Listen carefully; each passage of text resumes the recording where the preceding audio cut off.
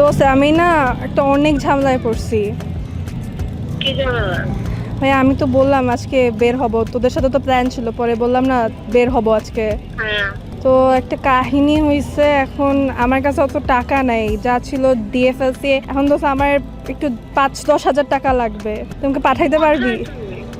আমি আমি ধানমন্ডিতে, তুই বিকাশ করে আমাকে পাঠাইতে পারবি না? আমি অনেক ঝামেলায় পড়ছি। আমার কাছে তো বিকাশ নেই, আর আমি বিকাশ পাবো কই, টাকা পাবো কই আমি?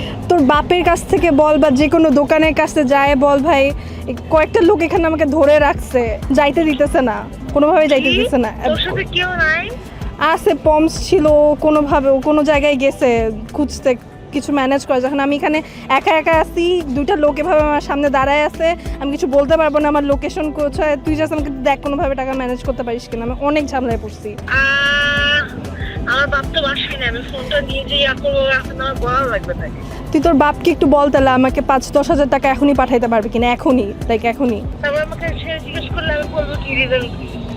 তুই তাহলে দেখ অন্য কাউকে একটু জিজ্ঞেস কর, আমার টাকাটা এখনই লাগবে দোস্ত। আচ্ছা ঠিক আছে, দেখছি।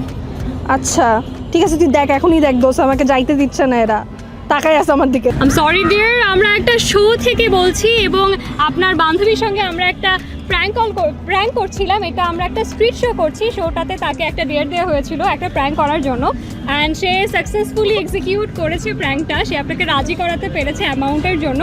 It's a very good thing. আমরা টেস্ট করছিলাম বিপদের সময় তার কোন বন্ধু তার সঙ্গে থাকে, অ্যান্ড আপনাকে কল করা হয়েছে। সবার আগে আপনি রেসপন্স করেছেন এবং অ্যাগ্রি করেছেন টাকাটা পাঠানোর জন্য। কিছু বল, হ্যাঁ কিছু বল। কি বলবো?